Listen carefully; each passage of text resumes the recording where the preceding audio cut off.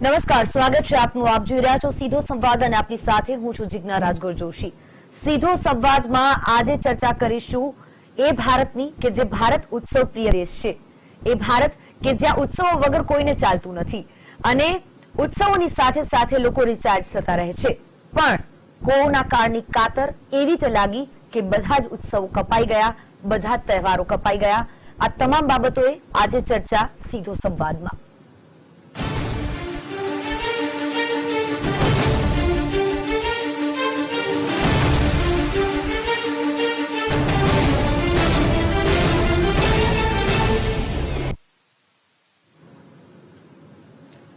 તહેવારો પર કાળની તરાપ. જી હા, કોરોના કાળની એવી રીતે તરાપ લાગી કે બધા તહેવારો આ વખતે ભૂલવા પડશે.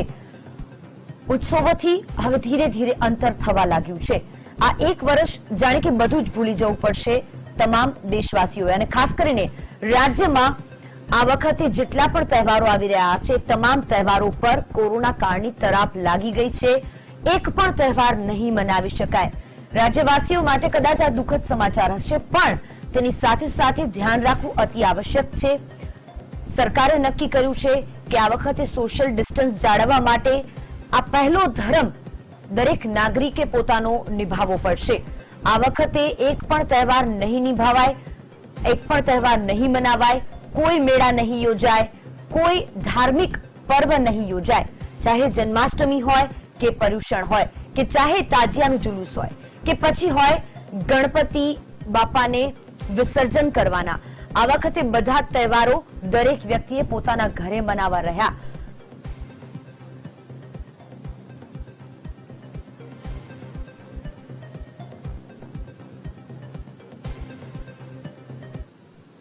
આ મુદ્દે ચર્ચા કરવા માટે મારી સાથે સ્ટુડિયોમાં ઉપસ્થિત છે જયંતભાઈ કથેરિયા, સામાજિક કાર્યકર, અને જયવંતભાઈ પંડ્યા, પત્રકાર, મારી સાથે જોડાયા છે. આપ બંનેનું સ્વાગત. ખાસ તો જયંતભાઈ, આપનાથી શરૂઆત કરવા માંગીશ કે જે રીતે સરકારે નક્કી કર્યું છે કે એક પણ તહેવારો નહીં મનાવવાના, આ વખતે કોઈ પણ મેળા નહીં યોજાય અને ઠેર ઠેર પોલીસનો બંદોબસ્ત જોવા મળશે. સોમનાથ હોય, દ્વારકા હોય, અંબાજી હોય, વર્ષો બાદ, લગભગ અંબાજીમાં તો એવું કહેવાય છે કે 300 વર્ષ બાદ પહેલી વખત એવું બનશે કે જ્યારે અંબાજીનો મેળો નહીં ભરાય. એક વર્ષ એવું હતું કે બહુ જ અતિ વરસાદ પડ્યો હતો અને તેવા સમયે પણ મેળો ભરાયો હતો. કેટલો મોટો આંચકો, પણ તેની સાથે સાથે તકેદારી કેટલી આવશ્યક? જિજ્ઞાબેન, ભારત અને ભારતની પ્રજા ઉત્સવ પ્રિય પ્રજા છે. હિન્દુ ધર્મમાં પણ 365 દિવસમાં 365 તહેવારો ક્યાંક ને ક્યાંક આવતા જ રહે છે અને તે જ જીવનનો આનંદ છે. વ્યક્તિ જ્યારે કામથી થાકી જાય, સમાજમાં ક્યાંક તે પાછો પડે અને ઉત્સવ આવે ને તે ફરી રિચાર્જ, તેની બેટરી રિચાર્જ થઈ જતી હોય છે. આ આપણા ભારતની સંસ્કૃતિ છે. પરંતુ શાસ્ત્રમાં પણ કહ્યું છે કે શરીર માધ્યમ ખલુ ધર્મ સાધનમ. શરીર સારું રહેશે તો કોઈ પણ પ્રકારનો ધર્મ તમે સારી રીતે તેનું અનુકરણ કરી શકશો. એટલા માટે જે તરાપ શબ્દ આપણે જિજ્ઞાબેન વાપર્યો છે ને, એ બરોબર વાપર્યો છે. કારણ કે તરાપ એવી વસ્તુ છે કે જેના પંજામાંથી કોઈ પણ વ્યક્તિ, કોઈ પણ પ્રસંગ, કોઈ પણ સ્થિતિ, કોઈ પણ સ્થળ છૂટી ના શકે. એવો તરાપ આ ધાર્મિક તહેવારો ઉપર લાગ્યો છે. ઓગસ્ટ એટલે ક્રાંતિનો મહિનો, ઓગસ્ટ એટલે તહેવારોનો, ઓગસ્ટ એટલે મેળાનો મહિનો. અને ઓગસ્ટમાં તો ભગવાન શ્રી રામચંદ્રજીની જન્મભૂમિ, ત્યાં તેના ઘરનું નિર્માણ થયું. એ નિર્માણના વાસ્તુપૂજનમાં પણ, વાસ્તુપૂજનમાં નહીં, ગૃહ બંધારણમાં પણ બહુ જ સીમિત લોકોને નિમંત્રણ આપવામાં આવ્યું. સોશિયલ ડિસ્ટન્સ, સરકારની ચિંતા, પ્રજાની અસ્તિત્વની લડાઈ, આ બધી જ બાબતોમાં ગૃહ રાજ્યમંત્રીએ જે નિર્ણય કર્યો તે યોગ્ય છે. કારણ કે ધર્મ ટકવાનો છે. તહેવારો આ વિક્રમ સંવંતમાં નહીં, પરંતુ આવતી વિક્રમ સંવંતમાં ફરીથી આવવાના છે. અને ત્યારે આપણે સહુ જે કચાશ આ વર્ષે રહી જવાની છે તે ડબલ રીતે આપણે રિચાર્જ થઈને ઉજવીશું. તેથી બધાને આંચકો લાગ્યો છે. પણ આપ જાણો છો તેમ 20મી માર્ચ 2020 અને આજે 8મી માર્ચ 8મી ઓગસ્ટ 2020 આપણે સૌ એક ઘરેડમાં જે જિંદગીના સ્વપ્નોમાં પણ નહોતી સેવી એવી ઘરેડમાં જીવવા માટે ટેવાઈ ગયા છે. આમાં પણ આપણે ટેવાવું જ પડશે. બિલકુલ જયવંતભાઈ, ટેવાવું પડશે અને અતિ આવશ્યક એ પણ છે. સૌરાષ્ટ્રની જ વાત લઈ લો જયવંતભાઈ, સૌરાષ્ટ્રમાં તો કેટલા બધા મેળા ભરાતા હોય છે અને સૌરાષ્ટ્રવાસીઓ તો ઉત્સવ પ્રિય હોય છે. આટલા બધા મેળા પણ ભરાય અને સાતમ આઠમ તો કદાચ એમના માટે દિવાળીથી પણ વધારે મહત્વ ધરાવે છે. હવે આવા સમયે સૌરાષ્ટ્રમાં જ્યારે કોરોના ફેલાઈ રહ્યો છે, લોકોએ કેટલું ધ્યાન રાખવું પડશે અને આ વખતનો આ પ્રસંગો બધા ભૂલી જવા પડશે એવું નથી લાગતું? જે સૌરાષ્ટ્રના જ લોકો શું કામ આખા ભારતના લોકો છે એ ઉત્સવ પ્રિય ખલું જગા હા એવું કવિ કાલિદાસ કહી ગયા છે કે ભારતના લોકો છે એ ઉત્સવ પ્રિય હોય છે.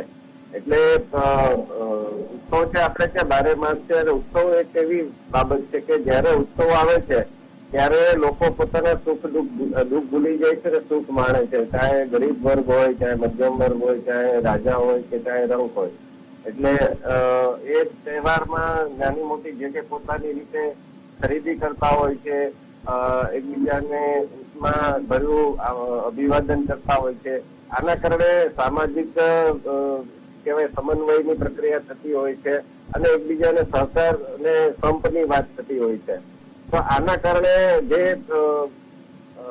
નજીક આવે છે, નિકટતા આવે છે, એકબીજાના સુખ દુઃખમાં ભાગ લેવાની પ્રવૃત્તિ આવે છે. આપણે જોઈએ કે દિવાળી ઉપર આપણે ઘણા લોકો છે એવી પ્રવૃત્તિ કરતા હોય છે કે ધાબળા વિતરણ કરતા હોય, વસ્ત્ર વિતરણ કરતા હોય.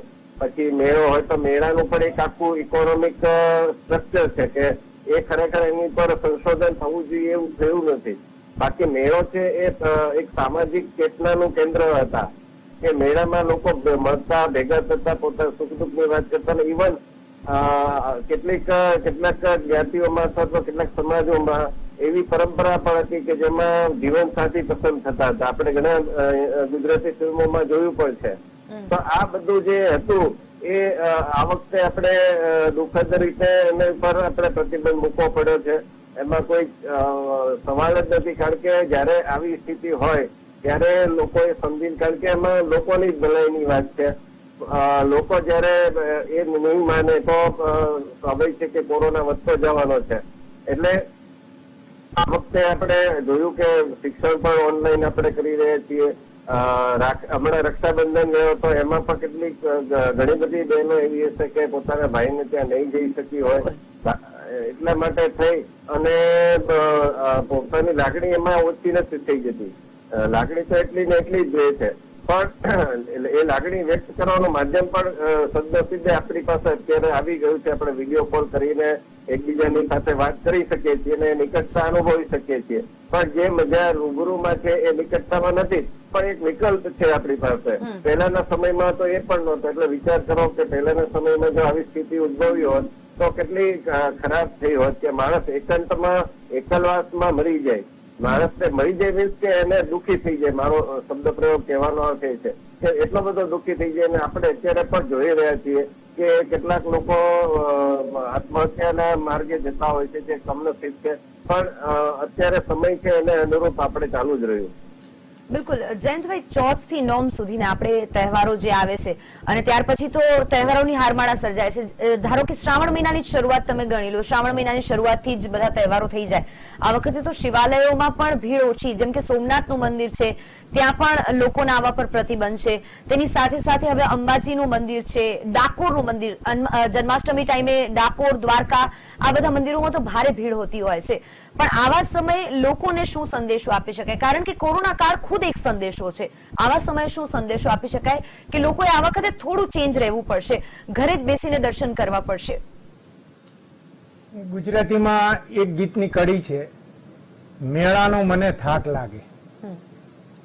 હવે લોકોને કોરોનાથી થાક લાગ્યો છે, પરંતુ હકીકત એ પણ છે જે પ્રમાણે આજે આપે હમણાં આજના આંકડા કોરોના કેસના સંક્રમિતોના કયા, તો સ્થિતિ હજી એટલી સુધરી નથી. અને તેમાંય હમણાં એક સમાચાર હતા કે રેકોર્ડ એક દિવસની અંદર કેસોનો નોંધાયેલા છે.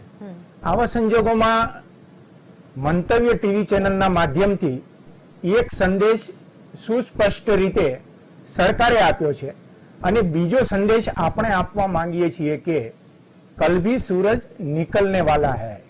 आज की जिंदगी अगर आप सोचते हैं कि खत्म हो गई तो यह इरादा गलत है.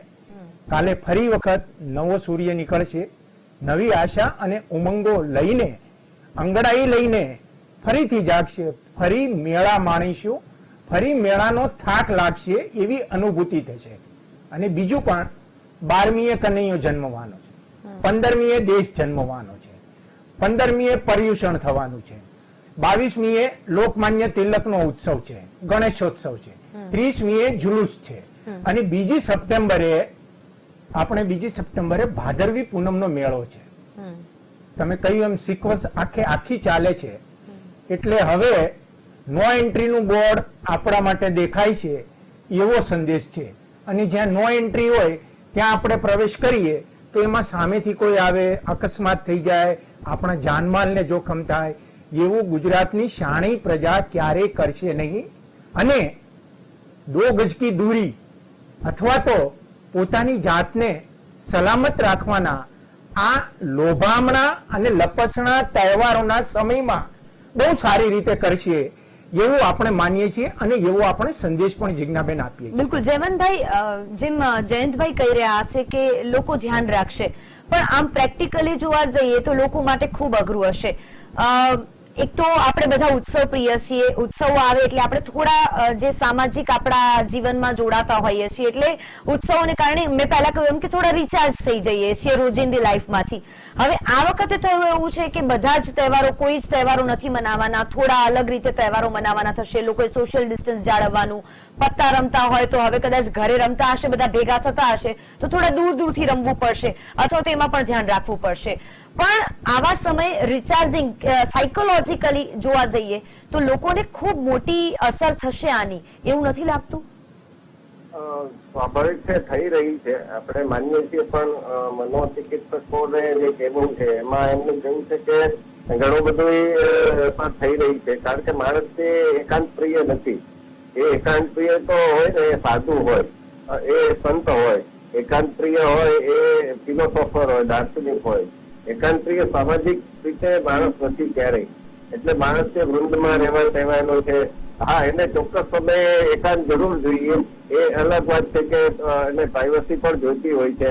એને પોતાના ધ્યાન, ધર્મ કે પછી પોતાની નિજી આનંદની પ્રવૃત્તિ, સંગીત સાંભળવું, આ બધામાં પુસ્તક વાંચવું, આ બધા માટે ધ્યાન એકાંત જોઈએ.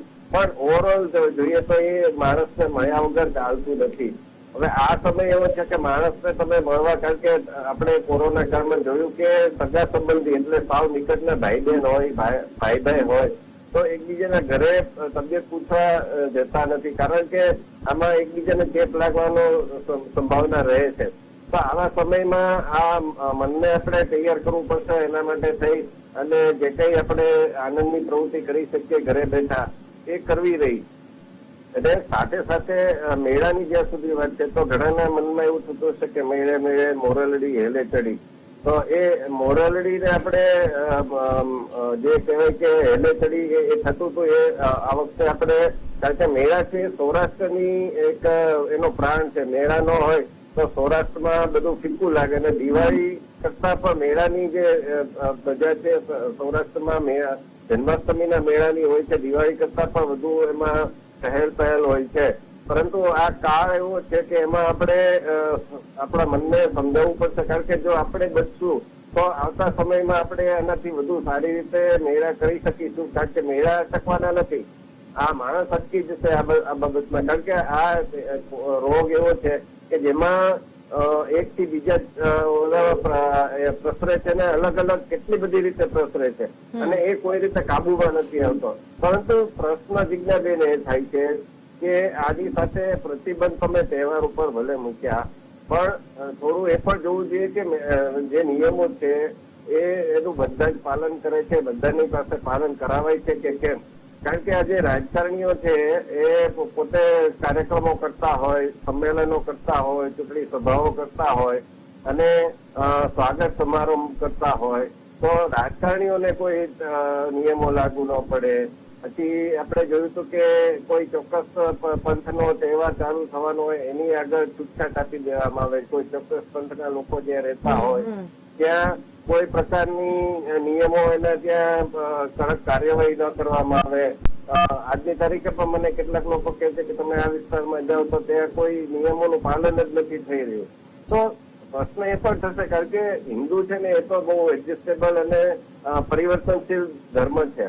એ કોઈ ચોક્કસ પેલામાં બંધાઈને નથી રહેતા. એટલે હિન્દુ તહેવારોની વાત આવશે, આપણે ચૈત્રી નવરાત્રી પણ મંદિરમાં ગયા વગર ઉજવી જ છે. રામનવમી પણ મંદિરમાં ગયા વગર ઉજવી જ છે. રામ જન્મભૂમિમાં આટલો મોટો કાર્યક્રમ થયો, એનું કોઈ આપણે જાહેર ઉજવણી નથી કરી. આ ભૂમિપૂજન થયું એ જરૂરી હતું એટલે થયું, પણ લોકોએ પોતાની ઉજવણી નથી કરી.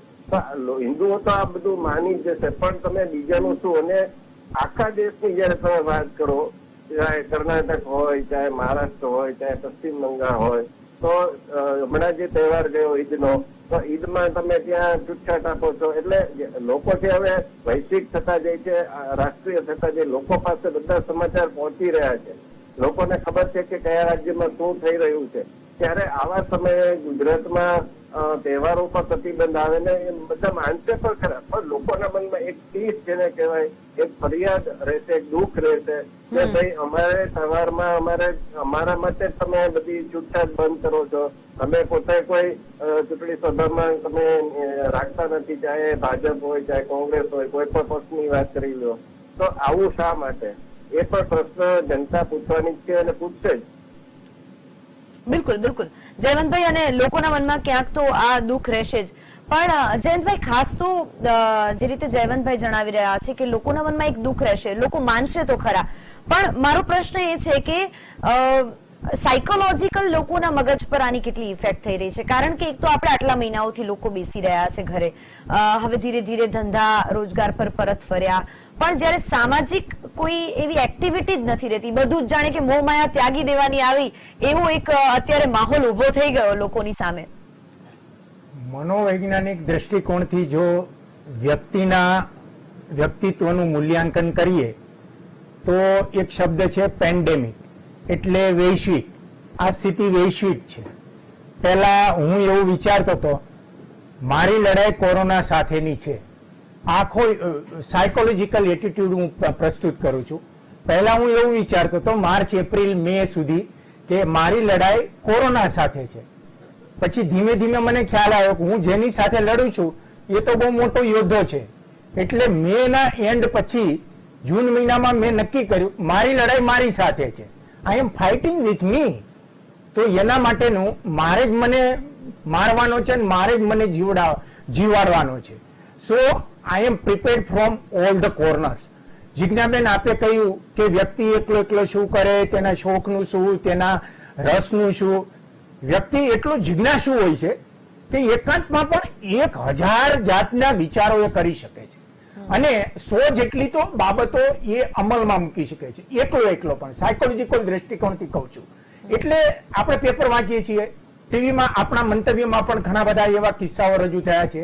કલ્પના પણ નહોતી કરી કે જે વ્યક્તિ એક પીપુડી વગાડી શકે એ વાજિંત્ર વગાડતો થઈ ગયો છે.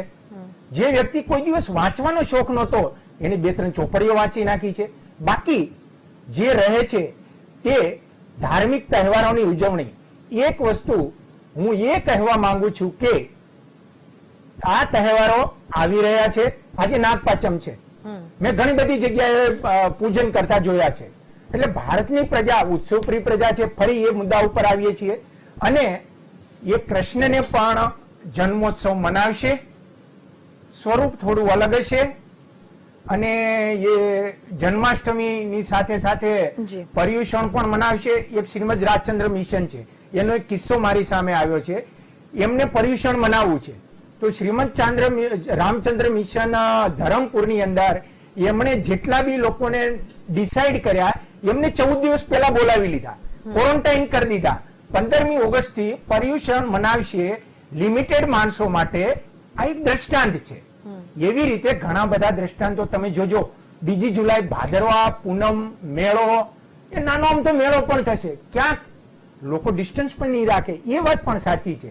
પણ મનોવૈજ્ઞાનિક રીતે વ્યક્તિ આ પરિસ્થિતિથી હવે ટેવાઈ ગયો છે. પણ મંદિરો જ બંધ રાખવામાં આવી રહ્યા છે, લોકોએ ઓનલાઈન દર્શન કરવા પડશે. જેમ કે આપણે હવે 130 કરોડની આબાદીનો દેશ હોય અને એ દેશમાં કઈ બધા જ લોકો કઈ દર્શને મંદિરે નથી જતા હોતા. આપણે એવું માનીએ કે જયારે દર્શન કરવા મળ્યા ત્યારે આપણે પોતાની જાતને સૌભાગ્યવાન માનીએ કે ભાઈ આ વખતે મને દર્શન કરવા મળ્યા, તો આ વખતે કદાચ નહીં મળે એવું સમજીને લોકોએ ચાલવું પડશે. જયવંતભાઈ, ખાસ તો કેટલાક તહેવારો એવા કે હવે ગણેશોત્સવ લઈ લો તમે, દશામાનું વ્રત હમણાં ગયું, અને એવા ઘણા બધા તહેવારો કે જ્યાં થોડીક અતિશયોક્તિ આપણને દેખાય, જ્યાં એમ લાગે કે ક્યાંક આપણે પ્રકૃતિને નુકસાન પહોંચાડી રહ્યા છીએ. આ વખતે જો લોકો એ જ કોરોના કાળને કારણે, આમ તો દર વખતે તંત્ર કહીને થાકી જાય છે કે તમે ઘરે પીઓપી ની મૂર્તિ ન લાવો, ઘરે માટીની મૂર્તિ લાવો અને ઘરે જ સ્થાપના કરો અને ઘરે જ પધરાવી દો. આ વખતે કોરોના કાળ દરમિયાન પ્રકૃતિને ઓછું નુકસાન પહોંચાડ્યું લોકોએ ઘરે રહીને, અને અતિશયોક્તિ ક્યાંક ઓછી થઈ એવું નથી લાગતું? તમારી વાત એકદમ સાચી છે દીક્ષાબેન.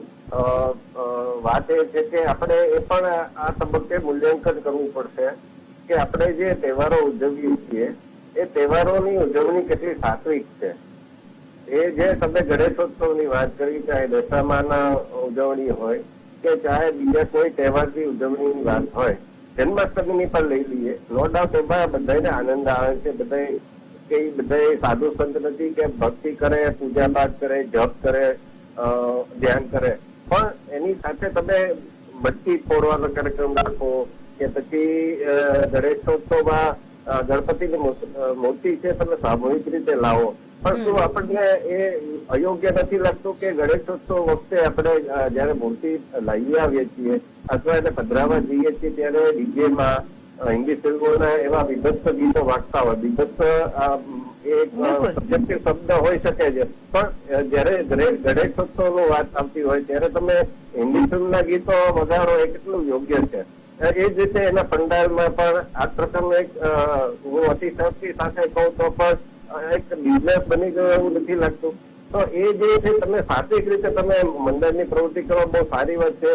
લોકમાન્ય ટિળકજીએ એનો હેતુ હતો કે સાર્વજનિક રીતે બધા ભેગા આવે અને એના કારણે લોકોમાં સ્વતંત્રતા હોય કે પછી બીજા કઈ જે સામાજિક રીતે સુધારા કરવાનો હોય એ થઈ શકે. ગણેશોત્સવમાં ઘણા બધા સારા કાર્યક્રમો પણ થતા હોય છે, ઘણી બધી જાગૃતિની વાત પણ થતી હોય છે, એ પણ આપણે સ્વીકારવું જોઈએ. પણ સાથોસાથ આ બધું જે થઈ રહ્યું છે, નવરાત્રી હોય તો નવરાત્રીમાં એક સેકન્ડ, એક વાત એ પણ છે કે આપણે ચલો ગણેશોત્સવની વાત કરી, પણ આ શ્રાવણ મહિનો ચાલી રહ્યો છે, લોકોએ ઘરે શિવલિંગ બનાવ્યું, ઘણા લોકોએ ઘરે બરફનું શિવલિંગ બનાવ્યું અને પૂજવાનું શરૂ કરી દીધું. એટલે કે જે અતિશયોક્તિ થતી હતી કોઈ તહેવારોમાં, આપણે જાણતા અજાણતા ક્યાંક નુકસાન પહોંચાડી રહ્યા હતા પ્રકૃતિને. તમે જે શબ્દ વાપર્યો કે સાત્વિક રીતે આપણે આપણા તહેવારો મનાવતા થઈ જશું, આ એક કુદરતે નવો ચાન્સ નથી આપ્યો કે હવે સાત્વિકતા તરફ આગળ વધો, સાત્વિક રીતે તમે ધર્મને મનાવો, સાત્વિક રીતે તહેવારોને મનાવો? બિલકુલ. સાત્વિક, રાજસિક અને તામસિક 3 ગુણો હોય છે, સત્વ, રજસ અને તમસ. આપણે ત્યાં તમસનું પ્રમાણ ખૂબ વધી ગયું હતું અને કુદરતનો જ આ સંકેત છે કે તમે સાત્વિકતા તરફ વળો, નહીતર અમે તમને વળવા માટે ફરજ પાડશું.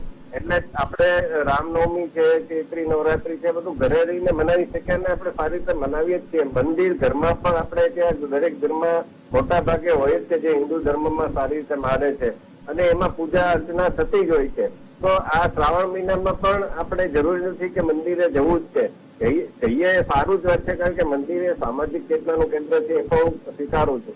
પણ આ જે તબક્કો છે ને, જે આપણે જે તરફ વળી ગયા હતા, દાખલા કે મંદિરમાં તમે જાઓ તો કેટલાક આપણે અણછાતના કપડા આપણે જોઈએ, પુરુષ હોય કે સ્ત્રી હોય, તો તમે જે પ્રકારના કપડામાં ત્યાં જવું જોઈએ. ઉપરાંત તમારે એક ધીરજપૂર્વક, કારણ કે ભગવાન પાસે જાઓ ત્યારે તમારે ધીરજ હોવી જોઈએ. તો હું ઘણી વખત જાઉં તો જોઉં કે લોકોમાં ધીરજ નથી હોતી, એકબીજાને ધક્કા મારતા હોય, પછી પોતે જ પોતાનો ટર્ન લેવા માટે થઈ અને ઉતાવળા થતા હોય, એક ભાગમ ભાગ કરતા હોય, ગંદકી કરતા હોય. તો આ બધી વાત છે એના પરથી એવું લાગે કે તમે મંદિરમાં જાઓ છો કે તમે શાંતિ માટે જાઓ છો કે બીજાને અશાંતિ પહોંચાડવા માટે જાઓ છો. તો આ બધી વાતો છે એ હવે માણસો સમજવી પડશે. સાચો ધર્મ શું છે એને અપનાવવાની જરૂર છે, નહીં કે તમે દેખાડો કરો કે નહીં કે તમે તમારા સ્વાર્થ માટે બીજાને હેરાનગતિ કરો. જયંતભાઈ, એટલે આ વખતે તો હવે સાત્વિક રીતે ધર્મ મનાવ રહ્યો, પણ તેની સાથે સાથે હવે ધર્મ આપણો એ થઈ ગયો કે આપણે ઘરે રહીએ, આપણે ખુદ સુરક્ષિત રહીએ, આપણા પડોશને સુરક્ષિત રાખીએ, આપણા પરિવારને સુરક્ષિત રાખીએ, આપણા સમાજને સુરક્ષિત રાખીએ. એ હવે અત્યારે પહેલો ધર્મ લોકોનો બની ગયો. એટલે અત્યારે વર્તમાન સમયની અંદર જે પ્રમાણે જયવંતભાઈએ કહ્યું તે પ્રમાણે ઈશ્વરે એક પરિસ્થિતિનું નિર્માણ કર્યું અને એ પરિસ્થિતિમાં ઈચ્છા અનિચ્છાએ પણ જગતના તમામ જીવોએ અનુકરણ કરવાનું રહ્યું. પ્રકૃતિનું સંવર્ધન ઈશ્વરે કરવાના બહુ જ તક આપી, પરંતુ આપણે કોઈ સમજ્યા નહીં. પ્રગતિ, વિકાસ, આર્થિક ઉન્નતિ એ બધાની બાબતમાં અને ગ્લોબલ વોર્મિંગ આવ્યું. આજે સવાર સ્વચ્છ પડે છે, પક્ષીઓ મન મૂકીને ઉડી શકે છે, અને હમણાં એક રિપોર્ટ એવો હતો કે થોડે દૂર જઈએ તો તારા પણ સ્પષ્ટ રીતે દેખાય છે. હવે જ્યારે ઈશ્વરે આપણને મોકો આપ્યો ને આપણે કશું કરી ના શક્યા, તો ઈશ્વરે જ આપણને કહ્યું છે કે સાત્વિકતામાં માનો, સાદાઈથી રહો, તેનાથી જીવન સારું અને લાંબુ ચાલશે. પરંતુ કેટલેક અંશે આ શક્ય પણ નથી. જે રફતારની અંદર વર્તમાન સમયના નાગરિકનું જીવન અને જિંદગી ગતિ પકડી લીધી છે, તે જો ગતિમાં નહીં રાખે તો તે ફેંકાઈ જશે. એટલે આ અર્થશાસ્ત્ર છે. આપણો મુખ્ય સંદેશ એ છે કે ધાર્મિક તહેવારોની શૃંખલામાં આપણે આપણું પરમ કર્તવ્ય આ ઓગસ્ટ અને સપ્ટેમ્બરની 2 તારીખ સુધીના સમયમાં એ માનવું જોઈએ કે કોરોના ક્યાંક છુપાઈને બેઠો છે અને હું તેનો શિકાર ના થઈ જાઉં, તેના માટેના અથથી ઇતિ સુધીના જે કંઈ પ્રયાસો કરવા પડે તે હું જ કરીશ. બિલકુલ, આપણો ધર્મ અત્યારે હવે એ થઈ ગયો છે અને જાણે કે ભગવાન જ કહી રહ્યા છે કે તમે પણ અમારી સાથે સામાજિક અંતર કેળવો અને ભલે ઉત્સવો મનાવો પણ સાત્વિકતાથી પોતાના ઘરે બેસી ઉત્સવો મનાવો. આ બંનેએ આપનો કિંમતી સમય ફાળવ્યો તે બદલ આપનો ધન્યવાદ. તો આ વખતે તહેવારો પર કોરોના કાળની તરાપ લાગી છે, પણ તેની સાથે સાથે લોકોએ ઘરે અને સુરક્ષિત રીતે હવે તહેવારો મનાવવા પડશે, એ જ સમયની માંગ છે. અત્યારે સીધો સંવાદમાં બસ આટલું જ. મને આપશો રજા. નમસ્કાર.